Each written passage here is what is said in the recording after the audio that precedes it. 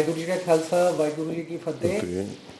ਅੱਜ ਅਸੀਂ ਆਏ ਹਾਂ ਹਰਮੀਤ ਸਿੰਘ ਕਾਲਦਾ ਜੀ ਦੇ ਨਾਲ ਇੱਕ ਖਾਸ ਗੱਲਬਾਤ ਕਰਨ ਤੇ ਗਲੋਬਲ ਮਿਡਾਸ ਫਾਊਂਡੇਸ਼ਨ ਦੇ ਸਾਡਾ ਖਿੜਦਾ ਪੰਜਾਬ ਜਿਹੜੀ ਸਾਡੀ ਇੰਟਰਨੈਸ਼ਨਲ ਜਥੇਬੰਦੀ ਹੈ ਉਹਦੇ ਸਿੱਖ ਲੀਡਰਸ਼ਿਪ ਸੀਰੀਜ਼ ਦੇ ਵਿੱਚ ਅੱਜ ਸਪੈਸ਼ਲ ਗੱਲਬਾਤ ਕਰਾਂਗੇ ਅਸੀਂ ਹਰਮੀਤ ਸਿੰਘ ਕਾਲਦਾ ਜੀ ਦੇ ਨਾਲ, ਜਿਹੜੇ ਪ੍ਰੈਜ਼ੀਡੈਂਟ ਵੀ ਹੈ ਦਿੱਲੀ ਸਿੱਖ ਗੁਰਦੁਆਰਾ ਮੈਨੇਜਮੈਂਟ ਕਮੇਟੀ ਦੇ। ਸਤਿ ਸ਼੍ਰੀ ਅਕਾਲ ਵੀਰ ਜੀ। ਸਤਿ ਸ਼੍ਰੀ ਅਕਾਲ ਜੀ। ਤੇ ਸਾਡੀ ਸੰਗਤ ਨੂੰ ਤੁਸੀਂ ਪਹਿਲੇ ਬਤਾਓ ਤੁਹਾਡਾ ਪੋਲੀਟੀਕਲ ਕੈਰੀਅਰ ਕਿੱਦਾਂ ਸ਼ੁਰੂ ਹੋਇਆ? ਦੇਖੋ, ਪਹਿਲੇ ਤੇ ਮੇਰੇ ਪਰਿਵਾਰ ਦੇ ਵਿੱਚ ਗੁਰਤੀ ਸੇਵਾ ਦੀ ਮਿਲੀ ਹੈ, ਕਿਉਂਕਿ 1975 ਦੇ ਵਿੱਚ ਜਦ ਦਿੱਲੀ 'ਚ ਐਕਟ ਬਣਨ ਤੋਂ ਬਾਅਦ ਪਹਿਲੀ ਗੁਰਦੁਆਰਾ ਪ੍ਰਬੰਧਕ ਕਮੇਟੀ ਦੀ ਇਲੈਕਸ਼ਨ ਸ਼ੁਰੂ ਹੋਈਆਂ ਤੇ ਮੇਰੇ ਦਾਦਾ ਜੀ ਉਸ ਵਕਤ ਕਾਲਕਾ ਜੀ ਇਲਾਕੇ ਤੋਂ ਚੋਣ ਲੜੇ ਔਰ ਬੜੀ ਵੱਡੀਆਂ ਵੋਟਾਂ ਤੋਂ ਸੰਗਤ ਨੇ ਆਸ਼ੀਰਵਾਦ ਦੇ ਕੇ ਦਿੱਲੀ ਕਮੇਟੀ ਦੀ ਸੇਵਾ 'ਚ ਭੇਜਿਆ। ਦੂਸਰੀ ਇਲੈਕਸ਼ਨ 79 'ਚ ਹੋਈ। ਪਹਿਲੀ ਵਾਰੀ ਜੀ ਉਹ ਐਗਜ਼ੈਕਟਿਵ ਦੇ ਵੀ ਮੈਂਬਰ ਬਣੇ, ਅਲੱਗ-ਅਲੱਗ ਪੋਸਟਾਂ 'ਤੇ ਇਹਦੇ। 79 ਦੀ ਇਲੈਕਸ਼ਨ ਤੋਂ ਬਾਅਦ ਸੀਨੀਅਰ ਵਾਈਸ ਪ੍ਰੈਜ਼ੀਡੈਂਟ ਬਣੇ ਔਰ ਉਸ ਟਾਈਮ ਦੇ ਉੱਤੇ 82 ਦੇ ਵਿੱਚ ਜੋ ਹਾਲਾਤ ਸੀ ਦਿੱਲੀ ਦੇ ਵਿੱਚ, ਸਰਦਾਰ ਹਰਬੰਸ ਸਿੰਘ ਮਨਚੰਦਾ ਹੁੰਦੇ ਸੀ ਜਿਨ੍ਹਾਂ ਨੂੰ ਐਸੈਸੀਨੇਟ ਕਰਤਾ ਗਿਆ। ਉਸ ਤੋਂ ਬਾਅਦ ਉਹ ਆਫੀਸ਼ੀਏਟਿੰਗ ਪ੍ਰਧਾਨ ਬਤੌਰ ਪ੍ਰਧਾਨ ਰਹੇ ਔਰ 1982 ਤੋਂ ਲੈ ਕੇ 1990 ਤੱਕ ਉਹ ਗੁਰਦੁਆਰਾ ਪ੍ਰਬੰਧਕ ਕਮੇਟੀ ਦੇ ਮੁੱਖ ਸੇਵਾਦਾਰ ਦੇ ਤੌਰ ਉਹਨਾਂ ਨੇ ਕੰਮ ਕੀਤਾ। ਔਰ ਉਸ ਤੋਂ ਬਾਅਦ 90 'ਚੋਂ ਅਕਾਲ ਚਲਾਣਾ ਕਰਕੇ ਤੇ 95 'ਚ ਉਸ ਤੋਂ ਬਾਅਦ ਇਲੈਕਸ਼ਨਾਂ ਹੋਈਆਂ। ਜਿਹੜਾ 16 ਸਾਲ ਦਾ ਗੈਪ ਸੀ ਉਹ 16 ਸਾਲ ਬਾਅਦ ਇਲੈਕਸ਼ਨਾਂ ਹੋਈਆਂ ਔਰ ਮੈਂ 95 ਦੇ ਵਿੱਚ ਉਸ ਵਕਤ ਐਕਟਿਵ ਪੋਲੀਟਿਕਸ ਦੇ ਵਿੱਚ ਆਇਆ, ਬਟ ਮੈਂ ਗੁਰਦੁਆਰਾ ਕਮੇਟੀ ਦਾ ਮੈਂਬਰ ਦੀ ਇਲੈਕਸ਼ਨ ਨਹੀਂ ਲੜੀਆਂ ਕੋਈ, ਨਾ ਮੈਂ ਕੋਈ ਉਸ ਵਕਤ ਚਾਹਵਾਨ ਸੀ, ਕਿਉਂਕਿ ਮੇਰੇ ਪਰਿਵਾਰ ਦੀਆਂ ਜ਼ਿੰਮੇਵਾਰੀਆਂ ਮੇਰੇ 'ਤੇ ਸੀ, ਮੈਂ ਪਰਿਵਾਰ ਮੇਰੇ ਬੱਚੇ ਛੋਟੇ ਸੀ। ਮਗਰ ਮੈਂ ਆਲ ਇੰਡੀਆ ਸਿੱਖ ਸਟੂਡੈਂਟ ਫੈਡਰੇਸ਼ਨ ਦੀ ਜਿਹੜੀ ਉੱਥੇ ਮੈਨੂੰ ਦਿੱਲੀ 'ਚ ਸੇਵਾ ਮਿਲੀ, ਮੈਂ ਬਤੌਰ ਪ੍ਰਧਾਨ ਅਤੇ ਕੰਮ ਕੀਤਾ। ਉਸ ਤੋਂ ਬਾਅਦ ਸ਼੍ਰੋਮਣੀ ਅਕਾਲੀ ਦਲ ਦੇ ਵਿੱਚ ਜਿਹੜੀ ਦਿੱਲੀ ਸਟੇਟ ਹੈ ਸਰਨਾ ਸਾਹਿਬ ਪ੍ਰਧਾਨ ਸੀ ਉੱਥੇ, ਤੇ ਮੈਂ ਉਹਦੀ ਯੂਥ ਵਿੰਗ ਦਾ ਵੀ ਪ੍ਰਧਾਨ ਰਿਹਾ। ਸੋ ਇਹ ਸਫ਼ਰ ਇਸ ਤਰੀਕੇ ਦੇ ਨਾਲ ਚੱਲਦਾ 2013 ਦੇ ਵਿੱਚ ਮੈਂ ਪਹਿਲੀ ਵਾਰ ਗੁਰਦੁਆਰਾ ਪ੍ਰਬੰਧਕ ਕਮੇਟੀ ਦੀ ਇਲੈਕਸ਼ਨਾਂ ਲੜੀਆਂ ਔਰ ਪਹਿਲੀ ਵਾਰੀ 'ਚ ਹੀ ਮੈਨੂੰ ਪਾਰਟੀ ਨੇ ਜੁਆਇੰਟ ਸੈਕਟਰੀ ਬਣਾ ਦਿੱਤਾ। 2013 ਦੀ ਦਸੰਬਰ ਦੇ ਵਿੱਚ ਦਿੱਲੀ ਦੇ ਵਿੱਚ ਵਿਧਾਨ ਸਭਾ ਚੋਣਾਂ ਹੋਈਆਂ ਔਰ ਸਾਡੀ ਪਾਰਟੀ ਦਾ ਜਿਹੜਾ ਅਲਾਇੰਸ ਸੀ ਉਹ ਭਾਰਤੀ ਜਨਤਾ ਪਾਰਟੀ ਦੇ ਨਾਲ ਸੀ ਤੇ ਮੈਨੂੰ MLA ਦੀ ਟਿਕਟ ਮੇਰੀ ਇਲਾਕੇ 'ਚੋਂ, ਤੇ ਮੈਂ ਉਸ ਤੋਂ ਬਾਅਦ ਉੱਥੇ ਉਹਨਾਂ ਲੋਕਾਂ ਨੂੰ ਹਰਾ ਕੇ ਆਇਆ ਜਿਹੜੇ 15 ਸਾਲ ਤੋਂ ਕਾਬਿਜ਼ ਸੀ ਔਰ ਦਿੱਲੀ ਦੇ ਸਪੀਕਰ ਵੀ ਰਹੇ, ਦਿੱਲੀ ਪ੍ਰਦੇਸ਼ ਕਾਂਗਰਸ ਕਮੇਟੀ ਦੇ ਪ੍ਰਧਾਨ ਵੀ ਰਹੇ ਔਰ ਮੈਂ MLA 2013 'ਚ ਬਣਿਆ। ਅਨਫੋਰਚੂਨੇਟਲੀ ਜਿਹੜੀ ਸਾਲ ਬਾਅਦ ਇਲੈਕਸ਼ਨਾਂ ਦੁਬਾਰਾ ਹੋ ਗਈਆਂ 2015 ਦੇ ਵਿੱਚ, ਸਵਾ ਸਾਲ ਬਾਅਦ, ਉਹਦੇ ਵਿੱਚ ਜਿਸ ਤਰੀਕੇ ਦੇ ਨਾਲ ਦਿੱਲੀ ਦੀ ਹਨੇਰੀ ਹੋਈ ਤੇ ਉਹ ਚੋਣਾਂ ਮੈਂ ਹਾਰ ਗਿਆ। ਲਗਾਤਾਰ ਉਸ ਤੋਂ ਬਾਅਦ ਮੈਂ ਵੱਖ-ਵੱਖ ਅਹੁਦੇ ਤੇ ਰਿਹਾ, ਭਾਵੇਂ ਉਹ ਦਿੱਲੀ ਦੇ ਵਿੱਚ ਦਿੱਲੀ ਸਿੱਖ ਗੁਰਦੁਆਰਾ ਪ੍ਰਬੰਧਕ ਕਮੇਟੀ ਦੇ ਵਿੱਚ ਮੈਂ ਜੁਆਇੰਟ ਸੈਕਟਰੀ ਰਿਹਾ, ਮੈਂ ਉੱਥੇ ਐਜੂਕੇਸ਼ਨ ਸੈੱਲ ਦਾ ਮੈਂ ਚੇਅਰਮੈਨ ਰਿਹਾ ਔਰ ਉਸ ਤੋਂ ਬਾਅਦ ਦਿੱਲੀ ਸਿੱਖ ਗੁਰਦੁਆਰਾ ਪ੍ਰਬੰਧਕ ਕਮੇਟੀ ਦੇ ਵਿੱਚ ਬਤੌਰ ਮੈਂ ਸੀਨੀਅਰ ਵਾਈਸ ਪ੍ਰੈਜ਼ੀਡੈਂਟ ਵੀ ਰਿਹਾ, ਆਫੀਸ਼ੀਏਟਿੰਗ ਪ੍ਰੈਜ਼ੀਡੈਂਟ ਰਿਹਾ, ਜਨਰਲ ਸਕੱਤਰ ਬਣਨ ਦਾ ਵੀ ਮੈਨੂੰ ਮੌਕਾ ਮਿਲਿਆ ਔਰ ਉਸ ਤੋਂ ਬਾਅਦ ਜਿਹੜੀ ਦੁਬਾਰਾ ਚੋਣਾਂ ਹੋਣ ਦੇ ਵਕਤ, ਜਿਸ ਵਕਤ 2021 'ਚ ਸਾਡੀਆਂ ਚੋਣਾਂ ਹੋਈਆਂ, ਇਸ ਤੋਂ ਬਾਅਦ ਦਿੱਲੀ ਦੀ ਸੰਗਤ ਨੇ ਮੈਨੂੰ ਬਤੌਰ ਮੁੱਖ ਸੇਵਾਦਾਰ ਦਿੱਲੀ ਸਿੱਖ ਗੁਰਦੁਆਰਾ ਪ੍ਰਬੰਧਕ ਕਮੇਟੀ ਚੁਣ ਕੇ ਭੇਜਿਆ। ਸੋ ਮੈਂ ਸਮਝਦਾ ਕਿ 2013 ਤੋਂ ਜਿਸ ਤਰੀਕੇ ਦੇ ਨਾਲ ਸੇਵਾਵਾਂ ਮਿਲੀਆਂ, 2013 ਦੀ ਇਲੈਕਸ਼ਨ, 2017 ਦੀ ਇਲੈਕਸ਼ਨ, 2021 ਦੀ ਇਲੈਕਸ਼ਨ, ਇਲਾਕੇ ਦੀ ਸੰਗਤ ਨੇ ਜਿੱਥੇ ਪਿਆਰ ਦਿੱਤਾ, ਦਿੱਲੀ ਦੀ ਸੰਗਤ ਨੇ ਬੜਾ ਮਾਣ ਸਤਿਕਾਰ ਦਿੱਤਾ, ਇਸ ਜਗ੍ਹਾ ਤੇ ਪਹੁੰਚਾਇਆ ਕਿ ਅਸੀਂ ਫੈਸਲੇ ਲੈਣ ਵਾਲੀਆਂ ਉਹਨਾਂ ਕੁਰਸੀਆਂ ਤੇ ਬੈਠ ਕੇ ਕੌਮ ਦੇ ਲਈ ਕੁਝ ਕਰ ਸਕੀਏ।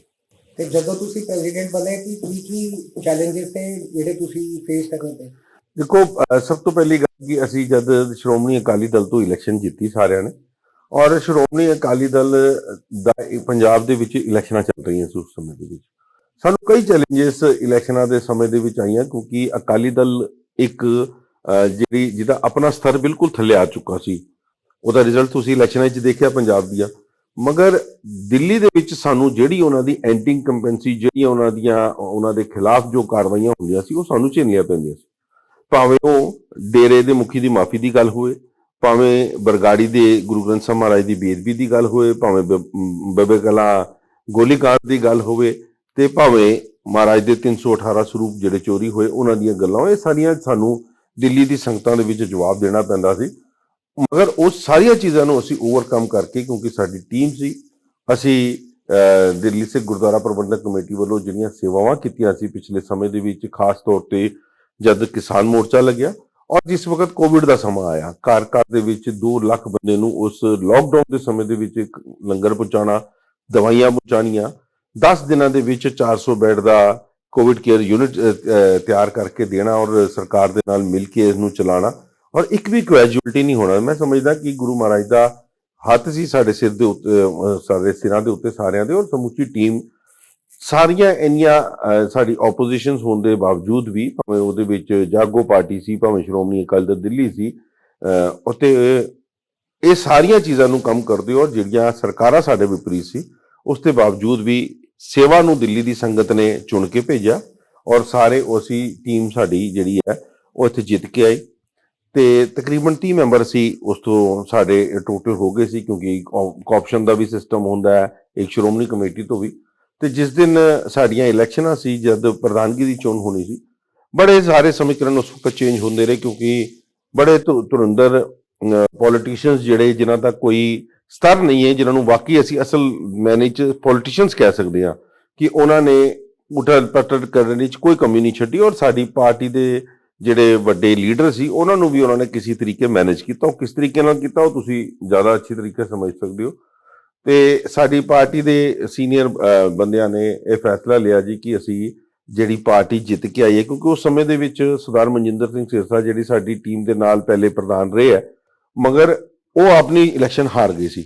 ਸੋ ਇਹਨਾਂ ਕਰਕੇ ਉਹ ਇਲੈਕਸ਼ਨ ਹਾਰਨ ਤੋਂ ਬਾਅਦ ਭਾਰਤੀ ਜਨਤਾ ਪਾਰਟੀ ਚਲੇ ਗਈ ਤੇ ਸਾਡੀ ਸੀਨੀਅਰ ਲੀਡਰਸ਼ਿਪ ਇਸ ਕਰਕੇ ਹੋ ਗਈ ਕਿ ਅਸੀਂ ਸਰਦਾਰ ਮਨਜਿੰਦਰ ਸਿੰਘ ਸਿਰਸਾ ਦੇ ਨਾਲ ਜਿਹੜੇ ਸਾਥੀ ਸੀ, ਮੈਂ ਸਮਝਦਾ ਸਾਥੀ ਉਹ ਸਾਰੀ ਟੀਮ ਦੇ ਸੀ, ਮਗਰ ਸਾਡੀ ਲੀਡਰਸ਼ਿਪ ਇਸ ਗੱਲ ਨੂੰ ਸਮਝ ਨਹੀਂ ਸਕੀ ਕਿ ਇਹ ਬੰਦੇ ਸਾਡੀ ਪਾਰਟੀ ਤੋਂ ਜਿੱਤ ਕੇ ਆਏ ਨੇ ਔਰ ਸਾਡੀ ਪਾਰਟੀ ਦੇ ਸਤੰਭ ਨੇ ਸਾਰੇ, ਮਗਰ ਸਾਡੀ ਪਾਰਟੀ ਨੂੰ ਮੈਂਬਰਸ ਨੂੰ ਇਨਗੋਲਿਆ ਕੀਤਾ ਜਾ ਰਿਹਾ ਸੀ ਔਰ ਕਿਹਾ ਜਾ ਰਿਹਾ ਸੀ ਕਿ ਸਰਦਾਰ ਪਰਮਜੀਤ ਸਿੰਘ ਸਰ ਨੇ ਨਾਲ ਹੱਥ ਮਿਲਾ ਲਓ ਔਰ ਅਸੀਂ ਉਹਨਾਂ ਨੂੰ ਪ੍ਰਧਾਨ ਬਣਾਵਾਂਗੇ। ਹੁਣ ਕੀ ਉਹਨਾਂ ਦੇ ਪਿੱਛੇ ਮਕਸਦ ਸੀ ਉਹ ਬਾਅਦ ਚੋਂ ਜਗ ਜ਼ਾਹਿਰ ਹੋਏ, ਕਿਉਂਕਿ ਸਰਨਾ ਸਾਹਿਬ ਜਿਸ ਵਕਤ ਅਕਾਲੀ ਦਲ ਦੇ ਪ੍ਰਧਾਨ ਬਣੇ ਤਦ ਪਤਾ ਚੱਲਿਆ ਕਿ ਜੋ ਲੈਣ ਦੇਣ ਹੋਇਆ ਸਰਦਾਰ ਬਾਦਲ ਸਾਹਿਬ ਤੇ ਔਰ ਸਰਦਾਰ ਸਰਨਾ ਸਾਹਿਬ ਦੇ ਪਰਿਵਾਰਾਂ ਦੇ ਵਿੱਚ, ਉਹ ਬੜਾ ਵੱਡਾ ਇੱਕ ਇੰਪੋਰਟੈਂਸ ਰੱਖਦਾ। ਸੋ ਇਹ ਸਾਡੇ ਉੱਤੇ ਮੰਡਿਆ ਜਾ ਰਿਹਾ ਸੀ, ਮਗਰ ਸਮੁੱਚੀ ਟੀਮ ਨੇ ਇੱਕ ਫੈਸਲਾ ਲਿਆ। 27 ਮੈਂਬਰ ਉਹਦੇ ਚੋਂ ਇੱਕ ਪਾਸੇ ਤੇ 3 ਮੈਂਬਰ ਸਾਡੇ ਉਸ ਤੋਂ ਬਾਅਦ ਗਏ, ਪਹਿਲੇ ਨਹੀਂ ਸੀ। 27 ਮੈਂਬਰ ਅੱਜ ਵੀ ਦਿੱਲੀ ਕਮੇਟੀ ਦੇ ਵਿੱਚ ਨਾਲ ਖੜੇ ਔਰ ਇੱਕੋ ਟੀਮ ਔਰ ਸਭ ਨੇ ਫੈਸਲਾ ਲੈ ਕੇ ਨਵੀਂ ਪਾਰਟੀ ਸ਼੍ਰੋਮਣੀ ਅਕਾਲੀ ਦਲ ਦਿੱਲੀ ਸਟੇਟ ਜਿਹੜੀ ਅਸੀਂ ਫਾਰਮ ਕੀਤੀ, ਉਹਦੇ ਵਿੱਚ ਸਭ ਨੇ ਆਪਣੀ ਸ਼ਮੂਲੀਅਤ ਪਾਈ ਔਰ ਅੱਜ ਸਾਰੇ ਦੇ ਸਾਰੇ ਇਕਜੁੱਟ ਹੋ ਕੇ ਸੇਵਾ ਕਰ ਰਹੇ ਹਾਂ। ਮੈਨੂੰ ਖੁਸ਼ੀ ਉਸ ਤੋਂ ਬਾਅਦ 2-3 ਮੈਂਬਰਾਂ ਦਾ ਹੋਰ ਸਾਡੇ 'ਚ ਇਜ਼ਾਫਾ ਹੋਇਆ ਔਰ ਅਸੀਂ ਵਾਪਸ ਉਸ ਗਿਣਤੀ ਤੇ ਆ ਗਏ ਹਾਂ ਕਿ ਜਿੱਥੋਂ ਅਸੀਂ ਸ਼ੁਰੂ ਹੋਏ ਸੀ। ਔਰ ਮੈਨੂੰ ਪੂਰੀ ਉਮੀਦ ਹੈ ਕਿ ਜਿਸ ਤਰੀਕੇ ਦੇ ਨਾਲ ਦਿੱਲੀ ਗੁਰਦੁਆਰਾ ਪ੍ਰਬੰਧਕ ਕਮੇਟੀ ਦੀ ਟੀਮ ਕੰਮ ਕਰ ਰਹੀ ਹੈ, ਹੋਰ ਵੀ ਅਸੀਂ ਹਰ ਇੱਕ ਨੂੰ ਓਪਨ ਸੱਦਾ ਦਿੱਤਾ ਹੋਇਆ ਕਿ ਜਿਹੜੇ ਵੀ ਇਸ ਬੈਨਰ ਥੱਲੇ ਆ ਕੇ ਆਪਣਾ ਕੰਮ ਕਰਨਾ ਚਾਹਣ, ਜਿਨ੍ਹਾਂ ਨੂੰ ਸੰਗਤ ਨੇ ਚੁਣ ਕੇ ਭੇਜਿਆ, ਉਹਨਾਂ ਨੂੰ ਵੀ ਅਸੀਂ ਮੋਸਟ ਵੈਲਕਮ ਕਹਿੰਦੇ ਹਾਂ।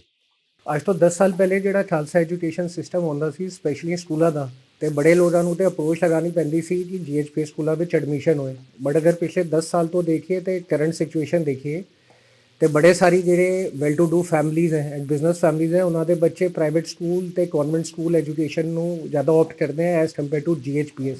ਤੇ ਉਹਦੇ ਲਈ ਤੁਸੀਂ ਕੀ ਰਿਫਾਰਮ ਪਲਾਨ ਕੀਤੇ? ਦੇਖੋ, ਇਹ ਪਿਛਲੇ 10 ਸਾਲ ਦੀ ਗੱਲ ਨਹੀਂ ਹੈ, ਇਹ ਪਿਛਲੇ 20 ਸਾਲ ਪਹਿਲੇ ਇਹੋ ਜਿਹੇ ਹਾਲਾਤ ਸੀ ਜਿਹੜੇ ਤੁਸੀਂ ਕਹਿ ਰਹੇ ਹੋ। ਔਰ ਇੰਨਾ ਵੱਡਾ ਨਿਗਾਰ ਉਸ ਸਮੇਂ ਦੇ ਵਿੱਚ ਜਿਸ ਵਕਤ ਸਰਨਾ ਸਾਹਿਬ ਦੀ ਕਮੇਟੀ ਸੀ ਸਕੂਲਾਂ ਦੇ ਵਿੱਚ ਲੈ ਕੇ ਆਏ। ਸਭ ਤੋਂ ਪਹਿਲੇ ਇੱਥੇ ਨੁਕਸਾਨ ਹੋਇਆ ਕਿ 2006 ਦੇ ਵਿੱਚ 6 ਪੇ ਕਮਿਸ਼ਨ ਲੱਗਿਆ ਸੀ। ਸੰਗਤਾਂ ਨੇ ਲੋਕਾਂ ਨੇ ਪੇਰੈਂਟਸ ਕੋਲੋਂ ਇਹਨਾਂ ਨੇ ਪੈਸੇ ਇਕੱਠੇ ਕੀਤੇ 6 ਪੇ ਦੇ ਔਰ ਸਟਾਫ ਨੂੰ ਦਿੱਤੇ। 2013 ਸਾਡੀ ਕਮੇਟੀ ਆਈ, ਅਸੀਂ ਆ ਕੇ ਅਸੀਂ ਵਾਅਦਾ ਕੀਤਾ ਸੀ ਕਿ ਅਸੀਂ ਦੇਵਾਂਗੇ ਔਰ ਜਿਹੜਾ 2006 ਤੋਂ ਲੈ ਕੇ 2013 ਤੱਕ ਦਾ ਪੀਰੀਅਡ ਸੀ, ਤਕਰੀਬਨ ਪੌਣੇ 200 ਕਰੋੜ ਰੁਪਏ ਦੀ ਦੇਣਦਾਰੀ ਇਹ ਸਟਾਫ ਦੀ ਬਣ ਗਈ। ਸਰਨਾ ਸਾਹਿਬ ਉਹਨਾਂ ਦੇ ਕੰਨ 'ਤੇ ਕੋਈ ਜੂੰ ਨਹੀਂ ਰੰਗੀ ਕਿ ਸਟਾਫ ਰੋ ਰਿਹਾ, ਮਰ ਰਿਹਾ ਹੈ ਔਰ ਕੋਰਟਾਂ ਦੇ ਵਿੱਚ ਜਾ ਰਿਹਾ, ਮਗਰ ਉਹ ਆਪਣੀ ਹੈਂਕੜਬਾਜ਼ੀ ਔਰ ਸਰਕਾਰ ਦੇ ਨਾਲ ਉਹਨਾਂ ਦੀ ਸਾਂਝ ਰਹੀ ਹੈ ਕਿਉਂਕਿ ਸ਼ੁਰੂ ਤੋਂ ਕਾਂਗਰਸੀ ਰਹੇ। ਤਾਂ ਇਹ ਉਸ ਗੱਲ ਨੂੰ ਖਿੱਚਦੇ ਚਲੇ ਗਏ।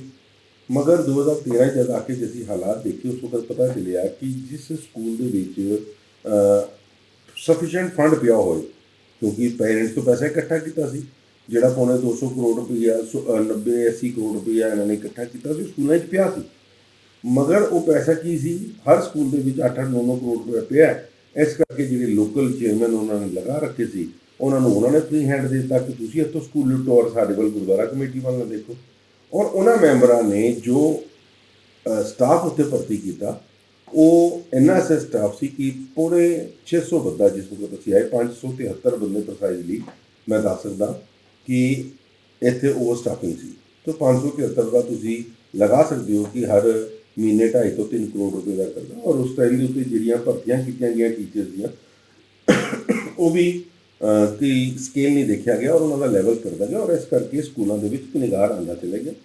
ਜਿਸ ਵਕਤ 2013 ਦੀ ਕਮੇਟੀ ਸਾਡੀ ਆਈ, ਅਸੀਂ ਮੈਂ ਜੁਆਇੰਟ ਸੈਕਟਰੀ ਸੀ, ਉਹਦੇ ਵਿੱਚ ਸਰਦਾਰ ਮਨਿੰਦਰ ਸਿੰਘ ਸਿਰਸਾ ਜਨਰਲ ਸੈਕਟਰੀ ਸੀ, ਮਨਜੀਤ ਸਿੰਘ ਜੀ ਕੇ ਪ੍ਰਧਾਨ ਬਣੇ। ਅਸੀਂ ਫੈਸਲਾ ਲਿਆ ਕਿ ਅਸੀਂ ਨਵੀਂ ਭਰਤੀ ਬਿਲਕੁਲ ਨਹੀਂ ਹੋਣ ਦਿਆਂਗੇ, ਔਰ ਇੱਕ ਵੀ ਭਰਤੀ ਉਸ ਦਿਨ ਤੋਂ ਲੈ ਕੇ ਅੱਜ ਤੱਕ, ਅੱਜ 10 ਸਾਲ ਹੋ ਗਏ ਨੇ, ਸਕੂਲਾਂ ਦੇ ਵਿੱਚ ਨਹੀਂ ਕੀਤੀ ਗਈ। ਬੜਾ ਫਾਈਨੈਂਸ਼ੀਅਲ ਕੰਟਰੋਲ ਲੈ ਕੇ ਆਇਆ, ਮਗਰ ਜੋ ਡੈਮੇਜ ਹੋ ਚੁੱਕਾ ਉਸ ਡੈਮੇਜ ਨੂੰ ਵਾਪਸ ਭਰਦੇ ਟਾਈਮ ਲੱਗ ਰਿਹਾ। ਮੈਂ ਪਿਛਲਾ ਸਮਾਂ ਕਿਉਂਕਿ ਕੋਵਿਡ ਦਾ ਹੋਣ ਕਰਕੇ ਜਿਹੜੀ ਸਾਡੇ ਬੱਚਿਆਂ ਦੀਆਂ ਫੀਸਾਂ ਇਕੱਠੀਆਂ ਹੋ ਗਈਆਂ, ਲੱਖ ਰੁਪਏ ਜਿਹਦਾ ਡਿਊ ਹੋ ਗਿਆ, ਉਹ ਜਿਹੜਾ ਸਾਨੂੰ ਚੈਲੰਜ ਆਇਆ ਕਿ ਜਦ ਲੱਖ ਰੁਪਏ ਦੀ ਫੀਸ ਦੇਣ ਵਾਲਾ ਸਾਡੇ ਕੋਲ ਪੇਮੈਂਟ ਨਹੀਂ ਆਇਆ, ਕਿਉਂਕਿ ਸਰਕਾਰ ਨੇ ਇੱਕ ਪਾਲਿਸੀ ਕੱਢਦੀ ਕਿ ਅਸੀਂ ਹਰ ਬੱਚੇ ਨੂੰ ਐਡਮਿਸ਼ਨ ਦੇਵਾਂਗੇ, ਟੀਸੀ ਦੀ ਵੀ ਲੋੜ ਨਹੀਂ ਹੈ, ਔਰ ਸਰਕਾਰੀ ਸਕੂਲਾਂ ਦੇ ਵਿੱਚ ਚਲੇ ਗਏ, ਜਿਹੜੀ ਕੇਜਰੀਵਾਲ ਸਾਹਿਬ ਨੇ ਕੀਤੀ। ਅਸੀਂ ਮਨਾ ਵੀ ਕਰਦੇ ਰਹੇ ਕਿ ਬਹੁਤ ਵੱਡਾ ਨੁਕਸਾਨ ਹੋਏਗਾ, ਬਟ ਉਹਨਾਂ ਨੇ ਸਾਡੀ ਨਹੀਂ ਸੁਣੀ। ਔਰ ਇਸ ਤਰੀਕੇ ਦੇ ਨਾਲ ਸਾਡੀਆਂ ਜਿਹੜੀਆਂ ਸਟਰੈਂਥ ਹੈ ਉਹ ਘਟ ਵੀ ਗਈ। ਕੱਟਦੇ ਨਾਲ ਜਿਹੜਾ ਤੁਹਾਡੀ ਤੁਸੀਂ ਜਿਹੜੀ ਗੱਲ ਕੀਤੀ ਉਹ ਨਿਗਾਰ ਵਾਪੀ ਆਇਆ, ਔਰ ਉਹਨੂੰ ਅਸੀਂ ਹਰ ਤਰੀਕੇ ਦੇ ਨਾਲ ਓਵਰਕਮ ਕਰਨ ਦੀ ਕੋਸ਼ਿਸ਼ ਕਰ ਰਹੇ ਹਾਂ। ਪਹਿਲੇ ਅਸੀਂ ਫਾਈਨੈਂਸ਼ੀਅਲ ਸਟੇਟਸ ਨੂੰ ਠੀਕ ਕੀਤਾ, ਕਾਫੀ ਮੈਨੇਜ ਹੋ ਗਿਆ, ਕਾਫੀ ਸਾਡੇ ਜਿਹੜੇ ਸਾਨੂੰ ਪੂਰੀ ਉਮੀਦ ਹੈ ਕਿ ਮਾਰਚ ਐਂਡ ਤੱਕ ਅਸੀਂ ਸਾਰੇ ਕੋਟਾ ਦੇ ਕੇਸ ਜਿਹੜੇ ਨੇ ਸਾਡੇ 6 ਨੂੰ ਰਿਲੇਟਡ ਅਸੀਂ ਖਤਮ ਕਰ ਲਵਾਂਗੇ। ਔਰ ਜਿਹੜੇ ਟੀਚਰਸ ਨੇ ਅਸੀਂ ਕਿਉਂਕਿ ਕੰਟਰੈਕਚੁਅਲ ਟੀਚਰਸ ਰੱਖਣੇ ਪੈਂਦੇ ਨੇ, ਜਿਹੜੇ ਟੀਚਰ ਬਾਇਓਲੋਜੀ ਦਾ ਅਗਰ ਰਿਟਾਇਰ ਹੋਏਗਾ ਤਾਂ ਮੈਂ ਮੈਥਸ ਦਾ ਨਹੀਂ ਪੜ੍ਹਾ ਸਕਦਾ, ਅਤੇ ਜਿਹੜਾ ਮੈਥਸ ਵਾਲਾ ਰਿਟਾਇਰ ਹੁੰਦਾ ਉਹਨੂੰ ਇੰਗਲਿਸ਼ ਵਾਲਾ ਨਹੀਂ ਪੜ੍ਹਾ ਸਕਦਾ। ਸੋ ਜਿਸ ਸਬਜੈਕਟ ਦਾ ਟੀਚਰ ਰਿਟਾਇਰ ਹੁੰਦਾ ਅਸੀਂ ਉਹਨੂੰ ਕੰਟਰੈਕਚੁਅਲ ਰੱਖਦੇ ਹਾਂ, ਔਰ ਕੰਟਰੈਕਚੁਅਲ ਕਿਉਂਕਿ ਤਨਖਾਹਾਂ ਦਾ ਬੜਾ ਫਰਕ ਹੈ। ਸੋ ਇਸ ਕਰਕੇ ਇਸ ਸਿਸਟਮ ਨੂੰ ਚਲਾਉਂਦੇ ਜੋ ਰਿਫੋਰਮਸ ਅਸੀਂ ਲਿਆ ਰਹੇ ਹਾਂ, ਹੁਣ ਅਸੀਂ ਕੋਸ਼ਿਸ਼ ਕਰ ਰਹੇ ਹਾਂ ਸਾਰੀਆਂ ਕਲਾਸਿਸ ਸਮਾਰਟ ਕਲਾਸਿਸ ਕਰਤੀਆਂ ਜਾਣ, ਬੱਚਿਆਂ ਦੇ ਵਿੱਚ ਨਵੀਂ ਅਵੇਅਰਨੈਸ ਲਿਆਉਣ ਵਾਸਤੇ ਅਲੱਗ ਸਬਜੈਕਟਸ ਸ਼ੁਰੂ ਕੀਤੇ ਜਾ ਰਹੇ ਨੇ। ਸੋ ਮੈਨੂੰ ਲੱਗਦਾ ਹੈ ਕਿ ਆਉਣ ਵਾਲੇ ਸਮੇਂ ਦੇ ਵਿੱਚ ਪਿਛਲੇ 18 ਸਾਲਾਂ ਦੇ ਵਿੱਚ ਗੁਰੂ ਹਰਕ੍ਰਿਸ਼ਨ ਸਿੰਘ ਪਬਲਿਕ ਸਕੂਲ ਦੇ ਵਿੱਚ ਕਦੇ ਸਪੋਰਟਸ ਮੀਟ ਨਹੀਂ ਹੋਈ ਸੀ। ਹੁਣ ਹਰ ਸਕੂਲ ਦੇ ਵਿੱਚ ਸਪੋਰਟਸ ਮੀਟ ਕੀਤੀ ਜਾ ਰਹੀ ਹੈ, ਇੰਟਰ ਸਕੂਲ ਕੰਪੀਟੀਸ਼ਨਸ ਕਰਾਏ ਜਾ ਰਹੇ ਹਨ, ਡਿਬੇਟਸ ਕਰਾਈਆਂ ਜਾ ਰਹੀਆਂ। ਸੋ ਮੈਨੂੰ ਲੱਗਦਾ ਹੈ ਕਿ ਅਗਲੇ ਚੰਦ ਸਾਲਾਂ ਦੇ ਵਿੱਚ ਉਹ ਗਲੋਰੀ GHPS ਦੀ ਵਾਪਸ ਆਏਗੀ।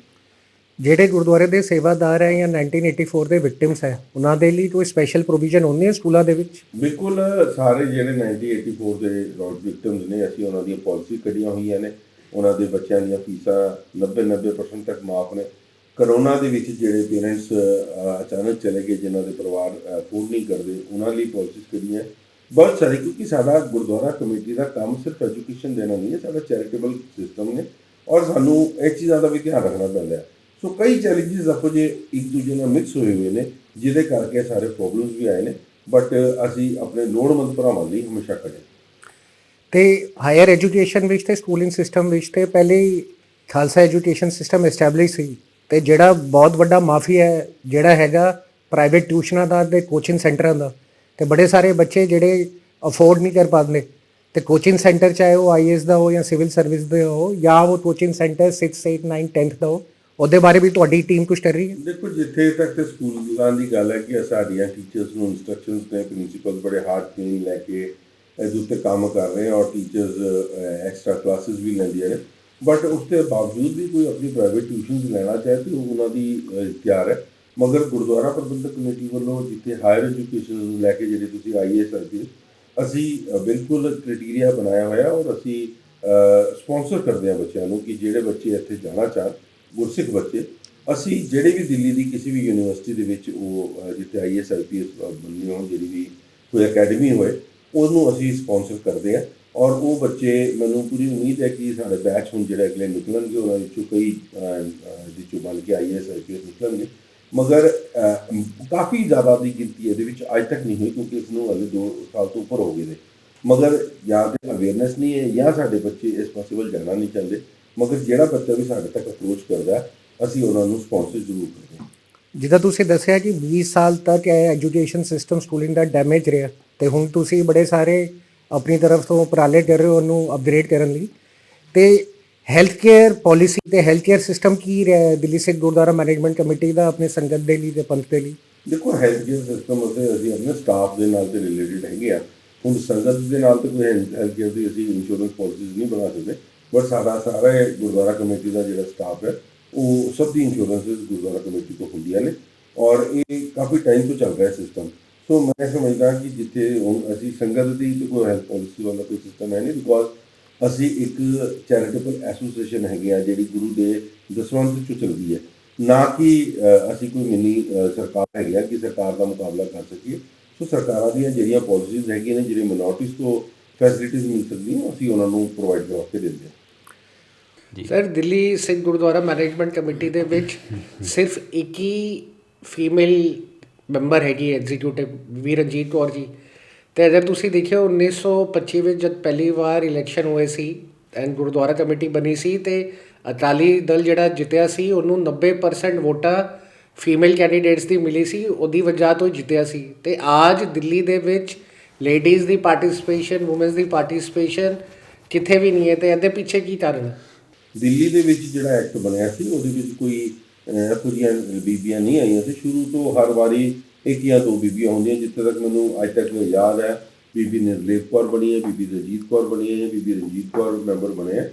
ਕੋਈ ਇਹੋ ਜਿਹੀ ਇਸ ਤੋਂ ਬਾਅਦ ਮੈਨੂੰ ਨਜ਼ਰ ਨਹੀਂ ਆ ਰਿਹਾ ਕਿ ਕੋਈ ਬਟ ਵਜ੍ਹਾ ਕੀ ਹੈ ਇਹਦੇ ਪਿੱਛੇ? ਨਹੀਂ, ਵਜ੍ਹਾ ਨਹੀਂ, ਹੁਣ ਲੇਡੀਜ਼ ਇਹਦੇ ਵਿੱਚ ਪਾਰਟਿਸਿਪੇਟ ਨਹੀਂ ਕਰਦੀ ਕਿਉਂਕਿ ਦਿੱਲੀ ਸ਼ਹਿਰ ਹੈ।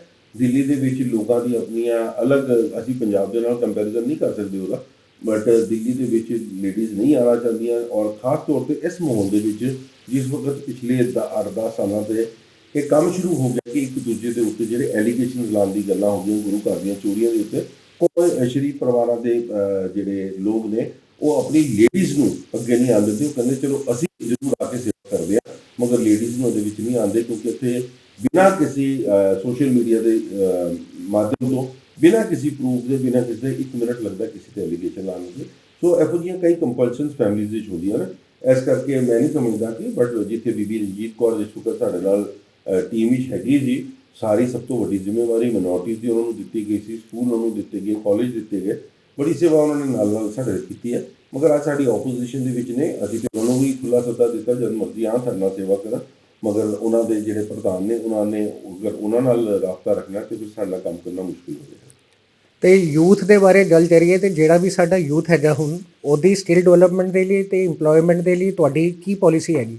ਦੇਖੋ, ਅਸੀਂ ਸਕਿੱਲ ਡਿਵੈਲਪਮੈਂਟ ਵਾਸਤੇ ਸਾਡੇ ਜਿਹੜੇ ITI ਜਿਹੜੇ ਚੱਲ ਰਹੇ ਨੇ, ਸਾਡੇ ਕਾਲਜਿਸ ਨੇ ਜਿਹੜੇ B.Ed ਕਾਲਜਿਸ ਵਗੈਰਾ, B.Tech ਕਾਲਜਿਸ ਵਗੈਰਾ ਬਹੁਤ ਅੱਛੇ ਤਰੀਕੇ ਦੇ ਨਾਲ ਚੱਲ ਰਿਹਾ। ਹੁਣ ਲੇਟੈਸਟ ਅਸੀਂ ਕੰਪਿਊਟਰ ਇੰਜੀਨੀਅਰਿੰਗ ਦੀ ਜਿਹੜੀਆਂ ਹੋਰ 120 ਕਲਾਸਿਸ ਲਈਆਂ ਨੇ, ਆਪਣੇ ਜਿਹੜਾ ਕਾਲਜ ਨਵਾਂ ਬਣਾਇਆ ਸੀ ਗੁਰੂ ਤੇਗ ਬਹਾਦਰ ਸਾਹਿਬ ਦੇ ਨਾਮ ਦੇ ਉੱਤੇ ਹਰੀਨਗਰ ਦੇ ਵਿੱਚ, ਜਿੱਥੇ ਪਹਿਲਾਂ ਆਲਰੇਡੀ ਸਾਡਾ ਚੱਲ ਰਿਹਾ, ਉਹਨੂੰ ਫੋਰਸ ਐਂਟਰੀ ਜਿੱਥੇ 120 ਸਾਨੂੰ ਸੀਟਾਂ ਹੁਣ ਮਿਲੀ ਹੈ।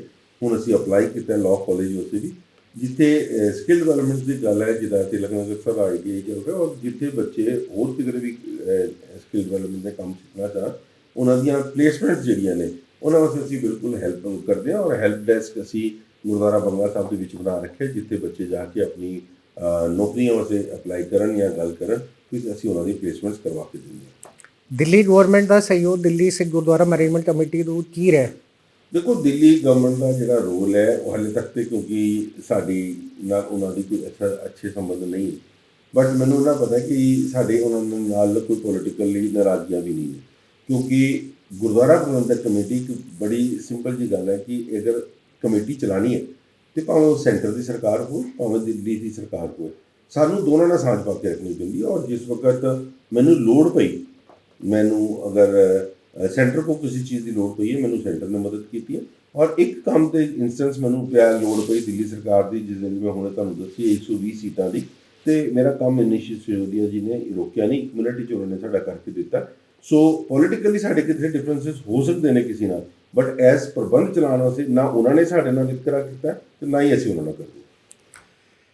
ਜਿਹੜੀ ਦਿੱਲੀ ਗਵਰਨਮੈਂਟ ਹੈ, ਹੁਣ ਇਹ MCD ਇਲੈਕਸ਼ਨ ਹੋਏ ਸੀ ਅਤੇ ਬੜੇ ਲੋਕਾਂ ਨੇ ਤਾਂ ਇਹ ਕਿਹਾ ਕਿ ਦਿੱਲੀ ਸਿੱਖ ਗੁਰਦੁਆਰਾ ਮੈਨੇਜਮੈਂਟ ਕਮੇਟੀ ਨੇ ਓਪਨਲੀ ਆ ਕੇ BJP ਦਾ ਸਪੋਰਟ ਕੀਤਾ, ਇਸ ਵਜ੍ਹਾ ਨਾਲ ਜਿਹੜੀ ਹੈ BJP ਹਾਰੀ ਹੈ। ਬਟ ਮੇਰਾ ਕੁਐਸਚਨ ਦੂਸਰਾ ਹੈ, ਆਮ ਆਦਮੀ ਪਾਰਟੀ ਨੇ ਦਿੱਲੀ ਦੇ ਵਿੱਚ ਸਿੱਖਾਂ ਦੇ ਲਈ ਕੀ ਕੀਤਾ ਕਿ ਉਹਨਾਂ ਨੂੰ ਚੁਣਾ ਗਿਆ?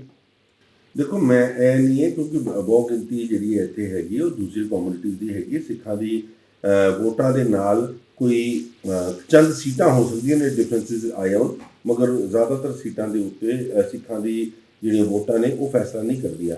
ਮਗਰ ਜਿੱਥੇ ਤੱਕ ਵੋਟ ਪਈ ਹੈ, ਸਿੱਖਾਂ ਨੇ ਬੀਜੇਪੀ ਨੂੰ ਬਹੁਤ ਵੋਟ ਪਾਈ ਹੈ। ਇਹ ਜਾ ਕੇ ਤੁਸੀਂ ਡਾਟਾ ਚੈੱਕ ਕਰ ਸਕਦੇ ਹੋ। ਮगर ਜਿਹੜੀਆਂ ਸਾਡੀ ਵਿਰੋਧੀ ਪਾਰਟੀਆਂ ਨੇ ਜਿਨ੍ਹਾਂ ਨੇ ਇੱਕ ਇਸ਼ੂ ਚੁੱਕਿਆ ਸੀ ਕਿ ਵੀ ਗੁਰਦੁਆਰਾ ਕਮੇਟੀ ਨੇ ਸਪੋਰਟ ਕੀਤੀ ਹੈ, ਇਸ ਕਰਕੇ ਇਹ ਬੀਜੇਪੀ ਦੀ ਹਾਈ ਕਮਾਂਡ ਨੂੰ ਵੀ ਪਤਾ ਹੈ ਔਰ ਲੋਕਾਂ ਨੂੰ ਵੀ ਪਤਾ ਹੈ ਕਿ ਕਿਹਨਾਂ ਨੇ ਵੋਟਾਂ ਪਾਈਆਂ ਔਰ ਕਿਹਨਾਂ ਨੇ ਨਹੀਂ ਪਾਈਆਂ। ਸੋ ਜਿੱਥੇ ਤੱਕ ਆਮ ਆਦਮੀ ਪਾਰਟੀ ਦੀ ਗੱਲ ਹੈ, ਜਿਸ ਵਕਤ ਇਲੈਕਸ਼ਨਸ ਹੈਗੀਆਂ ਸੀ ਮੈਂ ਉਹਨਾਂ ਦੇ ਖਿਲਾਫ ਕਾਫੀ ਗੱਲਾਂ ਕੀਤੀਆਂ, ਬਟ ਮੈਂ ਸਮਝਦਾ ਕਿ ਜਿਸ ਗੁਰਦੁਆਰਾ ਕਮੇਟੀ ਦੇ ਮੈਂ ਸਟੇਜ ਤੇ ਬੈਠ ਕੇ ਹੁਣ ਤੁਹਾਡੇ ਨਾਲ ਗੱਲ ਕਰ ਰਿਹਾ ਉਸ ਕੁਰਸੀ ਦੇ ਉੱਤੇ, ਮੈਨੂੰ ਕਿਸੇ ਸਰਕਾਰ ਦੇ ਖਿਲਾਫ ਬੋਲਣਾ ਨਹੀਂ ਚਾਹੀਦਾ, ਮਗਰ ਕਿਉਂਕਿ ਉਹ ਪਾਰਟੀ ਦੀ ਗੱਲ ਹੋ ਜਾਂਦੀ ਹੈ। ਸਰਕਾਰ ਕੋਲ ਜਦ ਅਸੀਂ ਮਦਦ ਮੰਗੀ, ਸਾਡੀ ਸਰਕਾਰ ਨੇ ਮਦਦ ਕੀਤੀ। ਅਗਰ ਅਸੀਂ ਗੱਲ ਕਰੀਏ 1984 ਦੀ, ਤੇ 1984 ਦੇ ਲਈ ਜਦੋਂ ਬੀਜੇਪੀ ਗਵਰਨਮੈਂਟ ਆਈ ਤੇ ਪਹਿਲੇ ਵਾਜਪਾਈ ਜੀ ਦੇ ਟਾਈਮ ਦੇ ਉਹਨਾਂ ਨੂੰ ਕੰਪਨਸੇਸ਼ਨ ਮਿਲਿਆ। ਹੁਣ ਜਦ ਮੋਦੀ ਜੀ ਆਏ ਤੇ ਸੱਜਣ ਕੁਮਾਰ ਦਾ ਟ੍ਰਾਇਲ ਹੋਇਆ, ਪ੍ਰੋਸੀਕਿਊਟ ਹੋਏ। SIT ਦੀ ਪਹਿਲੀ ਵਾਰ 36 ਸਾਲ ਬਾਅਦ ਇਨਵੈਸਟੀਗੇਸ਼ਨ ਟੀਮ ਐਸਟੈਬਲਿਸ਼ ਹੋਈ ਕਾਨਪੁਰ ਵਿੱਚ। ਤੇ ਜਦ ਇੰਨਾ ਕੁਝ ਬੀਜੇਪੀ ਨੇ ਕੀਤਾ ਤੇ ਬੀਜੇਪੀ ਵਿੱਚ ਸਿੱਖਾਂ ਦੀ ਰਿਪਰੈਜ਼ੈਂਟੇਸ਼ਨ ਇੰਨੀ ਸਾਰੀ ਹੈ, ਤੇ ਤਦ ਵੀ ਕਿਉਂ ਆਮ ਆਦਮੀ ਪਾਰਟੀ ਦੇ ਸਿਰਫ 62 MLA ਤੋਂ ਓਨਲੀ 2 ਹੀ MLA ਹੈਗੇ ਤੇ ਕੋਈ ਵੀ ਹੋਰ MLA ਹੈਗਾ ਨਹੀਂ ਸਰਦਾਰਿਆਂ ਦੀ ਰਿਪਰੈਜ਼ੈਂਟੇਸ਼ਨ ਦੇ ਵਿੱਚ ਦਿੱਲੀ ਵਿਧਾਨ ਸਭਾ ਵਿੱਚ? ਦੇਖੋ, ਜਿੱਥੇ ਤੱਕ ਤੁਸੀਂ ਬੀਜੇਪੀ ਦੀ ਗੱਲ ਕਰ ਰਹੇ ਹੋ ਕੰਮ ਕਰਨ ਦੀ, ਬੀਜੇਪੀ ਨੇ ਬਹੁਤ ਐਸੇ ਕੰਮ ਕੀਤੇ ਨੇ ਜਿਹੜੀ ਸੰਗਤ ਐਕਨੋਲਜ ਕਰਦੀ ਹੈ। ਜੇ 70 ਸਾਲ ਤੋਂ ਸਿੱਖ ਅਰਦਾਸ ਕਰਦਾ ਸੀ ਉਹਨਾਂ ਗੁਰੂ ਧਾਮਾਂ ਦੇ ਗੁਰਦੁਆਰਿਆਂ ਦੇ ਖੁੱਲ੍ਹੇ ਦਰਸ਼ਨ ਦੀਦਾਰ ਦੀ, ਔਰ ਕੋਰੀਡੋਰ ਜਿਹੜਾ ਖੋਲ੍ਹਿਆ ਗਿਆ, ਲਾਂਘਾ ਖੋਲ੍ਹਿਆ ਗਿਆ ਕਰਤਾਰਪੁਰ ਸਾਹਿਬ ਦਾ, ਇਹ ਮੋਦੀ ਜੀ ਦੀ ਸਰਕਾਰ ਨੇ ਆ ਕੇ ਕੀਤਾ। ਜੇ ਤੁਸੀਂ ਹੁਣੇ SIT ਦੀ ਗੱਲ ਕੀਤੀ ਹੈ, ਸੱਜਣ ਕੁਮਾਰ ਵਰਗੇ ਨੂੰ ਅੰਦਰ ਕੰਮ ਦੇਣ ਦਾ ਕੰਮ ਕੀਤਾ, ਮੋਦੀ ਸਰਕਾਰ ਨੇ ਕੰਮ ਕੀਤਾ।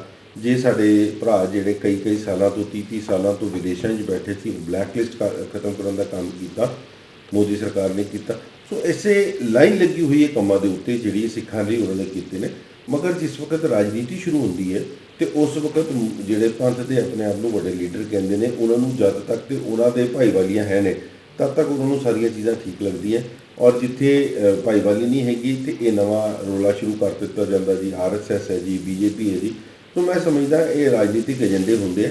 ਮਗਰ ਇਸ ਗੱਲ ਦੇ ਉੱਤੇ ਸਿੱਖ ਬੜੇ ਖੁਸ਼ ਨੇ ਕਿ ਅੱਜ ਜਿਸ ਤਰੀਕੇ ਦੇ ਨਾਲ ਪ੍ਰਧਾਨ ਮੰਤਰੀ ਜੀ ਨੇ 400 ਸਾਲਾ ਗੁਰੂ ਤੇਗ ਬਹਾਦਰ ਸਾਹਿਬ ਦਾ ਪ੍ਰਕਾਸ਼ ਪੁਰਬ ਮਨਾਇਆ ਲਾਲ ਕਿਲ੍ਹੇ, ਜਿਸ ਤਰੀਕੇ ਦੇ ਨਾਲ ਵੀਰ ਬਾਲ ਦਿਵਸ ਮਨਾਇਆ 26 ਦਸੰਬਰ ਨੂੰ, ਮੈਂ ਸਮਝਦਾ ਕਿ ਦੁਨੀਆ ਦੇ ਵਿੱਚ ਇੱਕ ਮੈਸੇਜ ਦੇਤਾ ਔਰ ਇੱਕ ਘਰ ਲੋਕਾਂ ਤੱਕ ਇਹ ਪਹੁੰਚਾਤਾ ਕਿ ਬਾਬਾ ਜ਼ੋਰਾਵਰ ਸਿੰਘ, ਬਾਬਾ ਫਤਿਹ ਸਿੰਘ ਜਿਹੜੇ ਛੋਟੇ ਸਾਹਿਬਜ਼ਾਦੇ ਸੀ ਗੁਰੂ ਗੋਬਿੰਦ ਸਿੰਘ ਮਹਾਰਾਜ ਦੇ, ਉਹਨਾਂ ਦੀ ਹਿਸਟਰੀ ਜਿਹੜੀ ਲੋਕਾਂ ਨੂੰ ਨਹੀਂ ਪਤਾ ਸੀ ਉਹ ਘਰ ਘਰ ਤੱਕ ਪਹੁੰਚਾਉਣ ਦਾ ਕੀਤਾ। ਸੋ ਮੈਂ ਮੋਦੀ ਸਾਹਿਬ ਦਾ ਜਿੱਥੇ ਧੰਨਵਾਦ ਤੇ ਕਰਦੇ ਹਾਂ ਅਸੀਂ, ਮਗਰ ਇਹ ਆਪਣੇ ਸਿੱਖ ਭਰਾਵਾਂ ਨੂੰ ਵੀ ਕਹਾਂਗੇ ਕਿ ਇਸ ਗੱਲਾਂ ਤੋਂ ਉੱਠਣ ਬਾਅਦ ਜਿਹੜੀ ਨੈਗੇਟਿਵਿਟੀ ਫੈਲਾਈ ਜਾਂਦੀ ਹੈ ਉਹਦੇ ਨਾਲ ਸਰਕਾਰਾਂ ਦੇ ਮਨ ਵੀ ਖਰਾਬ ਹੁੰਦੇ ਨੇ, ਤੇ ਅਗਲੀ ਵਾਰ ਜਦ ਅਸੀਂ ਲੋਕ ਉਹਨਾਂ ਕੋਲ ਕੋਈ ਕੰਮ ਕਰਾਉਣ ਜਾਂਦੇ ਹਾਂ ਤੇ ਉੱਤੇ ਕਈ ਹਰਡਲਸ ਵੀ ਆਉਂਦੀਆਂ ਨੇ ਕਿ ਜੀ ਇਹ ਕੰਟਰੋਵਰਸੀ ਨਾ ਹੋ ਜਾਏ। ਦੂਸਰੀ ਕੰਟਰੋਵਰਸੀ, ਇੱਕ ਨਾਮ ਦੇ ਉੱਤੇ ਬੜੀ ਵੱਡੀ ਕੰਟਰੋਵਰਸੀ ਸ਼ੁਰੂ ਕਰਤੀ ਸਾਡੀ SGPC ਨੇ ਕਿ ਬਈ ਵੀਰ ਬਾਲ ਦਿਵਸ ਕਿਉਂ ਰੱਖਤਾ। ਬਈ ਵੀਰ ਬਾਲ ਦਿਵਸ ਬਈ ਸਾਹਿਬਜ਼ਾਦਾ ਸ਼ਹਾਦਤ ਦਿਵਸ ਹੋਣਾ ਚਾਹੀਦਾ ਸੀ। ਵੀਰ ਬਾਲ ਦਿਵਸ ਉਹਨਾਂ ਨੇ ਇੱਕ ਦਿਨ ਦਾ ਨਾਮ ਮੁਕਰਰ ਕੀਤਾ, ਔਰ ਦਿਨ ਦਾ ਨਾਮ ਇਸ ਕਰਕੇ ਮੁਕਰਰ ਕੀਤਾ ਕਿ ਉਹਨਾਂ ਨੇ ਇਹ ਦਿਨ ਸੈਲੀਬ੍ਰੇਟ ਕਰਨਾ ਸੀ। ਤੇ ਉਹ ਕਿਹਦੇ ਨਾਮ ਤੇ ਕਰਦੇ? ਉਹ ਕੱਲ ਕੋਈ ਲਵ ਕੁਸ਼ ਦੇ ਨਾਮ ਤੇ ਕਰ ਲੈਂਦਾ, ਕੋਈ ਇਕਲਵਯ ਤੇ ਕਰ ਲੈਂਦੇ, ਤੇ ਸਿੱਖ ਕੌਮ ਕੀ ਕਹਿੰਦੀ ਫਿਰ? ਤਾਂ ਕਹਿੰਦੇ ਕਿ ਜੀ ਸਭ ਤੋਂ ਵੱਡੀ ਸ਼ਹਾਦਤ ਜਾਂ ਸਭ ਤੋਂ ਵੱਡੇ ਜਿਹੜੇ ਵੀਰ ਸੀ, ਸੂਰਵੀਰ ਸੀ, ਉਹ ਸਾਡੇ ਸਾਹਿਬਜ਼ਾਦੇ ਸੀ, ਤੇ ਉਹਨਾਂ ਦਾ ਨਾਮ ਕਿਉਂ ਨਹੀਂ ਕੀਤਾ? ਜਦ ਸਾਡੇ ਵਰਗਿਆਂ ਨਾਲ ਸਲਾਹ ਕਰਕੇ ਉਹਨਾਂ ਨੇ ਇਹ ਡੈਡੀਕੇਟ ਕਰਤਾ, ਇਹ ਦਿਨ ਦਾ ਨਾਮ ਵੀਰ ਬਾਲ ਦਿਵਸ ਹੈ, ਮਗਰ ਉਹਨਾਂ ਨੇ ਡੈਡੀਕੇਟ ਕਿਹਨੂੰ ਕੀਤਾ? ਬਾਬਾ ਜ਼ੋਰਾਵਰ ਸਿੰਘ, ਬਾਬਾ ਫਤਿਹ ਸਿੰਘ। ਮਗਰ ਇਹਨੂੰ ਇਸ ਤਰੀਕੇ ਨਾਲ ਇੰਟਰਪ੍ਰੀਟ ਕੀਤਾ ਜਾ ਰਿਹਾ ਹੈ SGPC ਵੱਲੋਂ, ਸ਼੍ਰੋਮਣੀ ਅਕਾਲੀ ਦਲ ਵੱਲੋਂ, ਕਿ ਜੀ ਸਾਡੇ ਸਾਹਿਬਜ਼ਾਦਿਆਂ ਨੂੰ ਵੀ ਬਾਲ ਬੁਲਾਉਣ ਲੱਗ ਪਏ ਜੀ, ਸਾਡੇ ਤੇ ਬਾਬੇ ਨੇ। ਸੋ ਮੈਂ ਸਮਝਦਾ ਕਿ ਇਸ ਚੀਜ਼ਾਂ ਤੋਂ ਕੌਮ ਨੂੰ ਗੁਰੇਜ਼ ਕਰਨਾ ਚਾਹੀਦਾ, ਮਗਰ ਜਿਨ੍ਹਾਂ ਦਾ ਕੰਮ ਹੈ ਨੈਗੇਟਿਵਿਟੀ ਫੈਲਾਉਣਾ, ਉਹਨਾਂ ਨੇ ਫੈਲਾਉਂਦੇ ਰਹਿਣਾ। ਮਗਰ ਮੈਂ ਤੁਹਾਡੇ ਮਾਧਿਅਮ ਤੋਂ, ਮੀਡੀਆ ਦੇ ਮਾਧਿਅਮ ਤੋਂ ਸੰਗਤਾਂ ਨੂੰ ਬੇਨਤੀ ਕਰਾਂਗਾ ਕਿ ਆਪਾਂ ਗੁਰੇਜ਼ ਕਰੀਏ ਇਨ ਚੀਜ਼ਾਂ ਦੇ ਉੱਤੇ ਔਰ ਚੈੱਕ ਕਰੀਏ ਕਿ ਕਿਆ ਇਹ ਵਾਕਈ ਇਹ ਨਾਮ ਹੈ, ਦਿਨ ਦਾ ਨਾਮ ਹੈ ਜਾਂ ਸਾਹਿਬਜ਼ਾਦੇ ਦਾ ਨਾਮ ਚੇਂਜ ਕੀਤਾ। ਸੋ ਇਸ ਕੰਟਰੋਵਰਸੀਆਂ ਤੋਂ ਕੌਮ ਨੂੰ ਉੱਠਣਾ ਚਾਹੀਦਾ ਤਾਂ ਕਿ ਅਸੀਂ ਸਰਕਾਰਾਂ ਤੋਂ ਹੋਰ ਆਪਣੇ ਬੜੇ ਮੁੱਦੇ ਨੇ ਜਿਹੜੇ ਅਸੀਂ ਉਹ ਕਰਵਾ ਸਕੀਏ। ਸਾਡੇ ਵੀਰ ਅੱਜ 30 ਸਾਲਾਂ ਤੋਂ ਜੇਲ੍ਹਾਂ 'ਚ ਬੈਠੇ ਨੇ, ਬੰਦੀ ਸਿੰਘ ਉਹਨਾਂ ਦੀ ਰਿਹਾਈ ਦੀ ਗੱਲ ਕਰ ਸਕੀਏ। ਸਾਡੇ ਇੰਨੇ ਇਸ਼ੂਜ਼ ਬੈਠੇ ਨੇ, ਅਸੀਂ ਯੂਨੀਵਰਸਿਟੀਜ਼ ਬਣਾਉਣੀਆਂ, ਮੈਡੀਕਲ ਕਾਲਜਿਸ ਬਣਾਉਣ ਦੇ ਅਸੀਂ ਪਲਾਨ ਕਰਕੇ ਬੈਠੇ ਹਾਂ ਗੁਰਦੁਆਰਾ ਕਮੇਟੀ ਵੱਲੋਂ। ਸੋ ਇਹਨਾਂ ਚੀਜ਼ਾਂ ਨੂੰ ਅਸੀਂ ਅਗਰ ਕਰਨਾ ਹੈ ਤਾਂ ਸਾਨੂੰ ਸਰਕਾਰਾਂ ਦੇ ਨਾਲ ਰਾਬਤਾ ਰੱਖਣਾ ਪਏਗਾ। ਅਸੀਂ ਗੁਰੂ ਨਾਨਕ ਸਾਹਿਬ ਮਹਾਰਾਜ ਦੇ ਜਿਹੜੇ ਬੇਸਿਕ ਸਿਧਾਂਤ ਤੇ ਸੰਵਾਦ, ਡਾਇਲੋਗ, ਅਗਰ ਉਸ ਤੋਂ ਮੁਨਕਰ ਹੋ ਜਾਵਾਂਗੇ ਤਾਂ ਮੈਨੂੰ ਨਹੀਂ ਲੱਗਦਾ ਕਿ ਅਸੀਂ ਆਪਣੀ ਕਮਿਊਨਿਟੀ ਦਾ ਕੋਈ ਫਾਇਦਾ ਕਰ ਸਕਾਂਗੇ। ਦੇਖਿਆ ਅਗਰ ਅਸੀਂ ਇੰਟਰਨੈਸ਼ਨਲੀ ਦੇਖੀਏ ਤਾਂ ਸਿੱਖਾਂ ਦੀ representation as member of parliament, ਚਾਹੇ ਉਹ ਕੈਨੇਡਾ ਹੋਏ, ਆਸਟ੍ਰੇਲੀਆ ਹੋਏ, UK ਹੋਏ, ਵੱਧ ਗਈ ਹੈ। ਬਟ ਅਗਰ ਅਸੀਂ ਇੱਥੇ ਦੇਖੀਏ 2024 ਵਿੱਚ ਲੋਕ ਸਭਾ ਇਲੈਕਸ਼ਨ ਹੈ ਅਤੇ 7 ਸੀਟਾਂ ਜਿਹੜੀ ਦਿੱਲੀ ਦੀ ਹੈ ਉਹਦੇ ਵਿੱਚ ਪ੍ਰਹਲਾਦ ਸਿੰਘ ਸਾਨੀ ਆਮ ਆਦਮੀ ਪਾਰਟੀ ਤੇ ਜਰਨੈਲ ਸਿੰਘ ਦੋ ਐਮਪੀ ਟਿਕਟ ਮਿਲਣ ਦੀ ਐਂਡ ਸਿੱਖ ਰਿਪਰੈਜ਼ੈਂਟੇਸ਼ਨ ਦੇ ਲਈ ਉਤਾਰਨੇ ਦਾ ਫੈਸਲਾ ਕੀਤਾ। ਉਹਦੇ ਬਾਰੇ ਤੁਸੀਂ ਕੀ ਕਹਿਣਾ ਚਾਹੋਗੇ? ਦੇਖੋ, ਮੈਂ ਕਿਸੇ ਦੀ ਪਾਰਟੀ ਦੇ ਬਾਰੇ ਨਹੀਂ ਗੱਲ ਕਰ ਸਕਦਾ ਕਿ ਕਿੰਨੇ ਕੀ ਕੀਤਾ ਹੈ।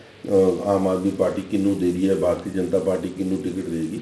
ਬਟ ਮੇਰਾ ਇੱਕ ਕਹਿਣਾ ਹੈ ਕਿ ਜਿਹੜੀ ਪੰਥ ਦੀ ਜਮਾਤ ਸੀ ਸ਼੍ਰੋਮਣੀ ਅਕਾਲੀ ਦਲ, ਉਹ ਬੇਸਿਕਲੀ ਜਿੱਥੋਂ ਸਾਡੇ ਸਭ ਤੋਂ ਜ਼ਿਆਦਾ ਮੈਂਬਰ ਪਾਰਲੀਮੈਂਟ ਚੁਣ ਕੇ ਆਉਂਦੇ ਸੀ ਪੰਜਾਬ ਤੋਂ ਸਿੱਖ, ਉਹ ਜਗ੍ਹਾ ਉਹ ਅੱਜ ਬਿਲਕੁਲ ਫੇਲ ਹੋ ਚੁੱਕੀ ਹੈ। ਉਹ ਅੱਜ ਬਿਲਕੁਲ ਜ਼ਮੀਨ ਦੇ ਉੱਤੇ ਆ ਚੁੱਕੀ ਹੈ, ਕਿਉਂਕਿ ਆਪਣਾ ਬੇਸਿਕ ਏਜੰਡਾ ਖੋ ਬੈਠੇ ਨੇ। ਜਿਹੜੀ ਅਕਾਲੀ ਦਲ ਦਾ ਮੇਨ ਮੁੱਦਾ ਸੀ ਪੰਥ ਦਾ, ਔਰ ਦੂਸਰਾ ਗੁਰੂ ਗ੍ਰੰਥ ਦਾ, ਨਾਲ ਤੀਸਰਾ ਅਗਰ ਅਸੀਂ ਲੈ ਲਈਏ ਤਾਂ ਕਿਸਾਨੀ ਦਾ। ਨਾ ਅੱਜ ਕਿਸਾਨ ਉਹਨਾਂ ਦੇ ਨਾਲ ਹੈ, ਨਾ ਉਹਨਾਂ ਦੇ ਨਾਲ ਪੰਥ ਹੈ। ਔਰ ਪੰਥ ਇਸ ਕਰਕੇ ਨਹੀਂ ਹੈ ਕਿਉਂਕਿ ਜਿਨ੍ਹਾਂ ਦੇ ਆਪਣੇ ਰਾਜ ਦੇ ਵਿੱਚ ਨਾ ਪੰਥ ਮਹਿਫੂਜ਼ ਰਹਿ ਸਕਿਆ, ਨਾ ਗੁਰੂ ਗ੍ਰੰਥ ਮਹਿਫੂਜ਼ ਰਹਿ ਸਕਿਆ। ਸੋ ਅਕਾਲੀ ਦਲ ਦਾ ਇਹ ਨਿਗਾਰ ਆਉਣਾ ਲਾਜ਼ਮੀ ਸੀ ਔਰ ਇਹ ਹੋਇਆ। ਔਰ ਅਫਸੋਸ ਹੈ ਸਾਨੂੰ ਕਿ ਸਿੱਖਾਂ ਦੀ ਜਮਾਤ, ਇੱਕ ਪੰਥ ਦੀ ਸਭ ਤੋਂ ਵੱਡੀ ਅਸੀਂ ਜਥੇਬੰਦੀ ਜਿਹਨੂੰ ਅਕਾਲੀ ਦਲ ਕਹਿੰਦੇ ਹਾਂ, ਇੱਕ ਪਰਿਵਾਰ ਕਰਕੇ ਅੱਜ ਸੜਕਾਂ ਤੇ ਆ ਗਈ। ਬੜੇ ਲੋਕਾਂ ਦਾ ਇਹ ਕਹਿਣਾ ਹੈ ਕਿ ਇਹ ਜੋ 100 ਸਾਲ ਹੋ ਗਏ ਅਕਾਲੀ ਦਲ ਦੀ ਫਾਰਮੇਸ਼ਨ ਦੇ ਬਾਅਦ, ਬਟ ਅਗਰ ਅਸੀਂ ਦੇਖੀਏ ਕਿ ਬਾਕੀਆਂ ਦੇ ਮੁਕਾਬਲੇ ਅਸੀਂ ਬੜੇ ਨੈਗੇਟਿਵ ਜਾਂ ਡਾਊਨਫਾਲ ਹੀ ਹੋਇਆ ਸਾਡੀ ਕੌਮ ਦਾ। ਅਤੇ ਉਹਦੇ ਵਿੱਚ ਕਈ ਲੋਕਾਂ ਦਾ ਕਹਿਣਾ ਹੈ ਕਿ ਅਕਾਲ ਤਖਤ ਦਾ ਅਰੇਂਜਮੈਂਟ ਬਿਲਕੁਲ ਸੈਪਰੇਟ ਹੋਣਾ ਚਾਹੀਦਾ ਹੈ ਅਤੇ ਜਿਹੜੀ ਵੀ ਧਾਰਮਿਕ ਸੰਸਥਾएं ਹੈ ਜਾਂ ਗੁਰਦੁਆਰਿਆਂ ਦਾ ਪ੍ਰਬੰਧਕ ਹੈ ਉਹ ਸੈਪਰੇਟ ਹੋਣਾ ਚਾਹੀਦਾ ਹੈ ਅਤੇ ਪੋਲੀਟੀਕਲ ਜਿਹੜੀ ਜਥੇਬੰਦੀ ਹੈ ਉਹ ਸੈਪਰੇਟ ਹੋਣੀ ਚਾਹੀਦੀ। ਬਟ ਕਿਉਂਕਿ ਸਭ ਮਿਕਸ ਹੋ ਗਈ ਹੈ। ਸ਼੍ਰੋਮਣੀ ਅਕਾਲੀ ਦਲ ਔਰ ਸ਼੍ਰੋਮਣੀ ਗੁਰਦੁਆਰਾ ਪ੍ਰਬੰਧਕ ਕਮੇਟੀ ਦੋ ਜਿਹੜੀਆਂ ਜਥੇਬੰਦੀਆਂ ਬਣੀਆਂ, ਪਹਿਲੇ 1 ਸਾਲ ਪਹਿਲੇ ਸ਼੍ਰੋਮਣੀ ਗੁਰਦੁਆਰਾ ਪ੍ਰਬੰਧਕ ਕਮੇਟੀ ਬਣਦੀ ਹੈ 1920 ਦੇ ਵਿੱਚ, ਔਰ 1 ਸਾਲ ਬਾਅਦ ਉੱਥੇ ਸ਼੍ਰੋਮਣੀ ਅਕਾਲੀ ਦਲ ਦਾ ਗਠਨ ਹੁੰਦਾ। ਕਿਉਂ ਕੀਤਾ ਗਿਆ ਕਿ ਇਹ ਜਥੇਬੰਦੀ ਸਾਡੀ ਧਾਰਮਿਕ ਸੰਸਥਾਵਾਂ ਚਲਾਈ। ਮਗਰ ਅੱਜ ਇਹ ਹਾਲ ਹੋ ਚੁੱਕਾ ਹੈ ਕਿ ਉਸ ਜਥੇਬੰਦੀ ਨੂੰ ਚਲਾਉਣ ਵਾਸਤੇ ਧਾਰਮਿਕ ਸੰਸਥਾ ਅੱਗੇ ਆ ਰਹੀ ਹੈ। ਅੱਜ ਸ਼੍ਰੋਮਣੀ ਅਕਾਲੀ ਦਲ ਦੀ ਸਾਰੀ ਫੀਡਿੰਗ ਜਿਹੜੀ ਹੈ ਸ਼੍ਰੋਮਣੀ ਗੁਰਦੁਆਰਾ ਪ੍ਰਬੰਧਕ ਕਮੇਟੀ ਕਰ ਰਹੀ, ਇੱਕ ਪਾਰਟੀ ਨੂੰ ਫੀਡ ਕਰ ਰਹੀ ਹੈ ਸ਼੍ਰੋਮਣੀ ਗੁਰਦੁਆਰਾ ਪ੍ਰਬੰਧਕ ਕਮੇਟੀ। ਜਿੱਥੇ ਕਿਤੇ ਵੱਡੇ ਪ੍ਰੋਗਰਾਮ ਹੁੰਦੇ ਨੇ ਉੱਥੇ ਲੰਗਰ ਦੀ ਸੇਵਾ, ਉੱਥੇ ਬੱਸਾਂ ਦੀਆਂ ਸੇਵਾ, ਉੱਥੇ ਹੋਰਡਿੰਗ ਦਾ ਕੰਮ ਸ਼੍ਰੋਮਣੀ ਗੁਰਦੁਆਰਾ ਪ੍ਰਬੰਧਕ ਕਮੇਟੀ ਫੀਡਿੰਗ ਕਰ ਰਹੀ ਹੈ। ਇਹ ਬਿਲਕੁਲ ਆਪਣੇ ਸਿਧਾਂਤ ਤੋਂ ਵਿਪਰੀਤ ਹੈ, ਕਿਉਂਕਿ ਸਿਆਸਤ ਔਰ ਧਰਮ ਇਹ ਗੁਰੂ ਮਹਾਰਾਜ ਸਾਨੂੰ ਇਕੱਠੇ ਦੇ ਕੇ ਗਏ। ਗੁਰੂ ਹਰਗੋਬਿੰਦ ਪਾਤਸ਼ਾਹ ਨੇ ਸਾਨੂੰ ਮੀਰੀ ਪੀਰੀ ਦਾ ਸਿਧਾਂਤ ਦਿੱਤਾ ਔਰ ਉਸ ਸਿਧਾਂਤ ਦੇ ਮੁਤਾਬਿਕ ਅਸੀਂ ਅਗਰ ਚੱਲੀਏ ਤਾਂ ਸਾਨੂੰ ਕਹਿ ਕੇ ਗਏ ਕਿ ਜਿਹੜਾ ਰਾਜਨੀਤੀ ਹੈ ਉਹ ਹਮੇਸ਼ਾ ਧਰਮ ਦੀ ਚਰਨਾਂ 'ਚ ਬੈਠੇਗੀ। ਮਗਰ ਅਸੀਂ ਉਹਨੂੰ ਚੁੱਕ ਕੇ ਸਿਰ ਦਾ ਤਾਜ ਬਣਾ ਲਿਆ ਰਾਜਨੀਤੀ ਨੂੰ। ਅਸੀਂ ਧਰਮ ਨੂੰ ਵਰਤਣ ਲੱਗ ਪਏ ਰਾਜਨੀਤੀ ਚਲਾਉਣ ਵਾਸਤੇ। ਔਰ ਤੁਸੀਂ ਦੇਖੋ ਅੱਜ ਕੁਝ ਹੋ ਰਿਹਾ, ਅੱਜ ਅਕਾਲ ਤਖਤ ਨੂੰ ਵਰਤਿਆ ਜਾਂਦਾ ਹੈ, SGPC ਨੂੰ ਵਰਤਿਆ ਜਾਂਦਾ। ਮੈਂ ਤਾਂ ਸ਼ੁਕਰ ਕਰਦਾ ਪਰਮਾਤਮਾ ਦਾ ਕਿ ਸਾਨੂੰ ਇਸ ਵਕਤ ਜਿਹੜੇ ਜਥੇਦਾਰ ਸਾਹਿਬ ਮਿਲੇ ਨੇ ਉਹ ਘੱਟ ਤੋਂ ਘੱਟ ਆਪਣਾ ਸਟੈਂਡ ਲੈਂਦੇ ਨੇ। ਉਹਨਾਂ ਨੂੰ ਪਤਾ ਹੈ, ਵਰਨਾ ਇਹਨਾਂ ਨੇ ਤਾਂ ਡੇਰਾ ਮਾਫੀ ਜਥੇਦਾਰਾਂ ਕੋਲ ਕਰਵਾਈ ਹੈ। ਇਹਨਾਂ ਨੇ ਜਿਹੜੀ ਬੇਬਕਲਾ ਕਾਂਡ ਹੋਇਆ ਇਹ ਸਾਰਾ ਡੇਰਿਆਂ ਦੇ ਅਕਾਲ ਤਖਤ ਦੇ ਉੱਤੇ ਮੰਡਿਆ। ਇਹ ਜਿਹੜੀ ਸ਼੍ਰੋਮਣੀ ਅਕਾਲੀ ਦਲ ਜਿਹੜੀ ਵਰਤ ਰਹੀ ਹੈ ਇਹ ਪਹਿਲੇ ਨਹੀਂ ਹੁੰਦਾ ਸੀ। ਉਸ ਸਮਾਂ ਵੀ ਅਸੀਂ ਦੇਖਿਆ ਜਿਸ ਵਕਤ ਜਥੇਦਾਰ ਗੁਰਚਰਨ ਸਿੰਘ ਟੋੜਾ ਵਰਗੇ ਪ੍ਰਧਾਨ ਹੁੰਦੇ ਸੀ, ਅਕਾਲੀ ਦਲ ਇੰਨਾ ਹਾਵੀ ਨਹੀਂ ਹੁੰਦਾ ਸੀ ਪਾਰਟੀਆਂ ਦੇ ਉੱਤੇ।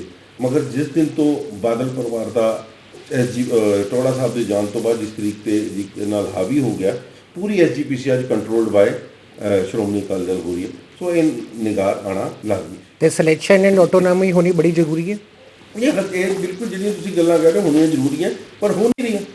ਇਹ ਹੋ ਨਹੀਂ ਰਹੀਆਂ। ਇਹਦਾ ਸਿਸਟਮ ਅੱਜ ਕਿੰਨੇ ਸਾਲ ਹੋ ਗਏ SGPC ਦੀ ਇਲੈਕਸ਼ਨ ਕਿਉਂ ਨਹੀਂ ਹੁੰਦੇ? SGPC ਦੀ ਇਲੈਕਸ਼ਨ ਹੋਏ ਪਤਾ ਚੱਲ ਜਾਏਗਾ ਕਿੱਥੇ ਖਲੋਤੇ। ਸੋ ਮੈਂ ਸਮਝਦਾ ਕਿ ਬਹੁਤ ਵੱਡੇ ਰਿਫਾਰਮਸ ਆਉਣ ਦੀ ਹਲੇ ਲੋੜ ਹੈ। ਲੋਕ ਅੱਜ ਵੀ ਅਕਾਲੀ ਦਲ ਦੇ ਨਾਲ ਖੜੇ ਨੇ, ਮਗਰ ਅਕਾਲੀ ਦਲ ਦੇ ਜਿਸ ਪਰਿਵਾਰ ਦਾ ਕਬਜ਼ਾ ਉਹਨਾਂ ਦੇ ਨਾਲ ਨਹੀਂ।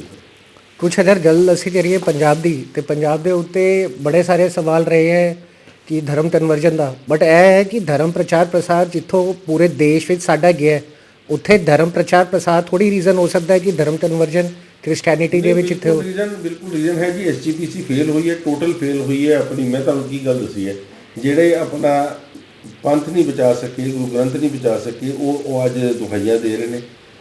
ਅਗਰ ਇੰਨੀ ਵੱਡੀ ਕ੍ਰਿਸਚੈਨਿਟੀ ਦੇ ਵਿੱਚ ਕਨਵਰਜਨ ਹੋਈ ਹੈ ਤਾਂ ਇਹਦਾ ਕਾਰਨ SGPC ਨੂੰ ਲੱਭਣਾ ਚਾਹੀਦਾ ਸੀ, ਕਿਉਂਕਿ ਆਪਣੇ ਬੱਚਿਆਂ ਨੂੰ ਅਸੀਂ ਐਜੂਕੇਟ ਨਹੀਂ ਕਰ ਸਕੇ। ਅਸੀਂ ਦੂਰ ਕਰਤੇ, ਅਸੀਂ ਜਾਤ ਪਾਤ ਦਾ ਸਿਸਟਮ ਸ਼ੁਰੂ ਕਰਤਾ। ਲੋਕਾਂ ਨੂੰ ਵੱਡੇ ਗੁਰਦੁਆਰਿਆਂ 'ਚ ਵੱਡੇ ਪਰਿਵਾਰਾਂ ਨੇ ਅੰਦਰ ਨਹੀਂ ਘੁਸਣ ਦਿੱਤਾ। ਉਹਨਾਂ ਨੇ ਕੋਈ ਨਾ ਕੋਈ ਸਥਾਨ ਲੱਭਣਾ ਸੀ। ਮਗਰ SGPC ਨੇ ਇਹਦੇ ਵਿੱਚ ਕੀ ਕੀਤਾ? ਕਿਉਂ ਨਹੀਂ ਇਹੋ ਜਿਹੇ ਉਪਰਾਲੇ ਕੀਤੇ? ਕਿਉਂ ਨਹੀਂ ਇਹੋ ਜਿਹੇ ਪ੍ਰਚਾਰਕ ਭੇਜੇ ਪਿੰਡਾਂ ਦੇ ਵਿੱਚ ਇਸ ਤਰੀਕੇ ਦੇ ਨਾਲ ਅੱਜ ਪਾਦਰੀ ਘੁੰਮਦੇ ਪਏ ਨੇ ਇਸ ਵਕਤ ਇਸ ਤਰੀਕੇ ਦੇ ਨਾਲ ਐਸਜੀਪੀਸੀ ਦਾ ਹੋਰ ਕੰਮ ਕੀ ਹੈ। ਐਸਜੀਪੀਸੀ ਦਾ ਕੰਮ ਸਿਰਫ ਇਹ ਤਾਂ ਨਹੀਂ ਹੈ ਕਿ ਮੈਂ ਸਵੇਰੇ ਗੱਡੀ ਚੁੱਕ ਕੇ ਬਾਦਲ ਪਿੰਡ ਜਾਣਾ ਤੇ ਆਪਣੇ ਮਾਲਕਾਂ ਦੀ ਚਾਕਰੀ ਕਰਨਾ। ਐਸਜੀਪੀਸੀ ਦਾ ਕੰਮ ਹੈ ਕਿ ਮੈਂ ਧਰਮ ਦਾ ਕੰਮ ਕਰਾਂ, ਮੈਂ ਆਪਣੇ ਲੋਕਾਂ ਦਾ ਪ੍ਰਚਾਰ ਪ੍ਰਸਾਰ ਕਰਾਂ। ਜਿਸ ਤਰੀਕੇ ਦੇ ਨਾਲ ਦਮਦਮੀ ਟਕਸਾਲ ਕੰਮ ਕਰਦੀ ਰਹੀ ਹੈ, ਇਹੋ ਜਿਹੇ ਲੋਕਾਂ ਨੂੰ ਵੀ ਬਾਦਲ ਪਰਿਵਾਰ ਨੇ ਆਪਣੇ ਥੱਲੇ ਦਬਾ ਕੇ ਰੱਖਿਆ।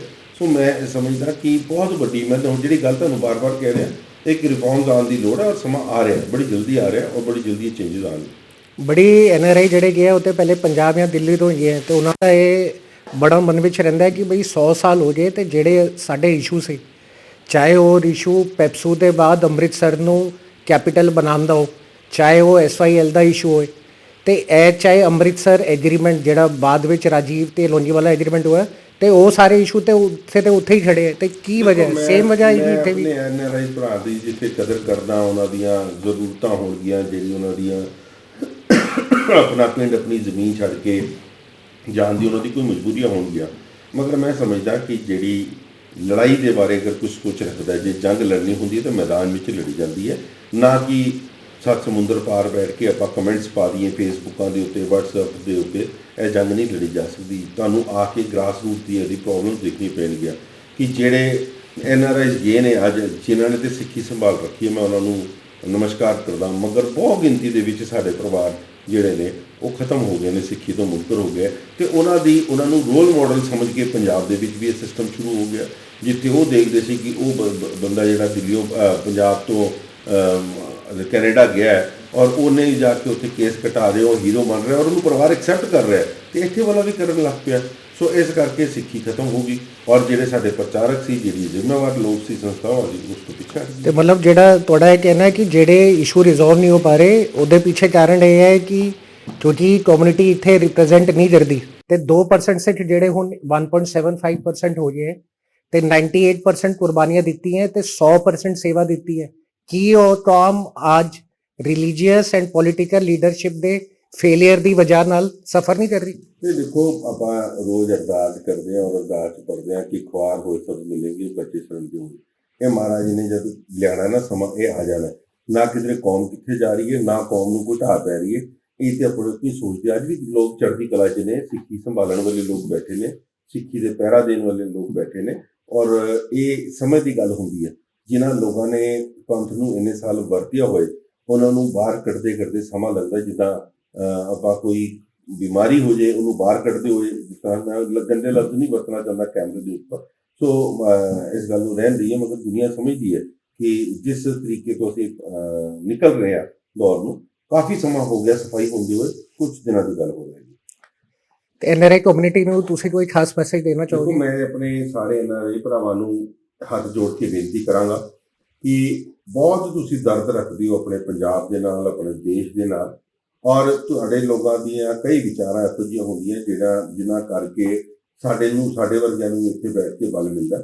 ਮਗਰ ਇਹ ਗੱਲ ਦੇ ਵੀ ਜ਼ਰੂਰ ਧਿਆਨ ਰੱਖੀਏ ਕਿ ਜਿਹੜੀਆਂ ਆਪਾਂ ਫੇਸਬੁੱਕਾਂ ਦੇ ਉੱਤੇ, ਵਟਸਐਪਾਂ ਦੇ ਉੱਤੇ ਇੱਕਦਮ ਨੈਗੇਟਿਵ ਪ੍ਰਚਾਰ ਸ਼ੁਰੂ ਕਰ ਦਿੰਦੇ ਹੁੰਦੇ ਆ, ਉਹਦੀ ਪੂਰੀ ਤਹਿ ਤੱਕ ਅਸੀਂ ਜਾਈਏ, ਅਸੀਂ ਦੇਖੀਏ ਕਿ ਐਕਚੁਅਲ ਜਿਹੜੀ ਗਰਾਊਂਡ ਰਿਐਲਿਟੀ ਹੈ ਉਹ ਕੀ ਹੈ, ਔਰ ਜਿਸ ਨੂੰ ਵੀ ਅਸੀਂ ਸਿਰ ਉੱਪਰ ਚੁੱਕਣਾ ਹੈ, ਜਿਹਨੂੰ ਥੱਲੇ ਲਾਣਾ ਹੈ, ਉਹਦੀ ਬੈਕਗਰਾਊਂਡ ਦੇ ਬਾਰੇ ਪਤਾ ਕਰੀਏ, ਨਾ ਕਿ ਆਪਾਂ ਸੋਸ਼ਲ ਮੀਡੀਆ ਤੇ ਕੈਂਪੇਨ ਸ਼ੁਰੂ ਕਰ ਦਈਏ ਔਰ ਸਭ ਕੁਝ ਕਰ ਦਈਏ। ਤੁਸੀਂ ਦਰਦ ਰੱਖਦੇ ਹੋ, ਸੋ ਜਿਹੜਾ ਤੁਹਾਡੇ ਲੋਕਾਂ ਦਾ ਵਸ ਬਣੇ, ਜਿਹੜੇ ਆ ਸਕਦੇ ਹੋ, ਵਾਪਸ ਆ ਕੇ ਆਪਣੇ ਦੇਸ਼ ਦੀ, ਆਪਣੀ ਪੰਜਾਬ ਦੀ ਧਰਤੀ ਨੂੰ ਸੰਭਾਲੋ, ਤਾਂ ਹੀ ਇਹ ਦੇਸ਼ ਬਚਣ ਵਾਲਾ ਹੈ, ਤਾਂ ਹੀ ਇਹ ਪੰਜਾਬ ਬਚਣ ਵਾਲਾ।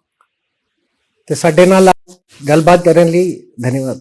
ਤੇ ਅੱਜ ਤੁਸੀਂ ਦੇਖਿਆ ਹਰਮੀਤ ਸਿੰਘ ਜੀ ਦਾ ਵਿਚਾਰ ਕੀ ਹੈ ਕੌਮ ਨੂੰ ਲੈ ਕੇ ਤੇ ਕੌਮ ਦੇ ਇਸ਼ੂ ਨੂੰ ਲੈ ਕੇ। ਇਹ ਬੜਾ ਸਿੰਪਲ ਹੈ ਕਿ 100 ਸਾਲ ਬਾਅਦ ਵੀ ਅਸੀਂ ਅੱਜ ਬੜਾ ਕੁਝ ਕਰ ਸਕਦੇ ਹਾਂ ਤੇ ਇੱਥੇ ਜੀ ਦੀ ਰਿਫਾਰਮ ਦੀ ਲੋੜ ਹੈ ਤੇ ਬੜੀ ਜਲਦ ਅਸੀਂ ਤੁਹਾਡੇ ਨਾਲ ਦੁਬਾਰਾ ਸਾਂਝਾ ਕਰਾਂਗੇ। ਵਾਹਿਗੁਰੂ ਜੀ ਦਾ ਖਾਲਸਾ, ਵਾਹਿਗੁਰੂ ਜੀ ਦੀ ਫਤਿਹ।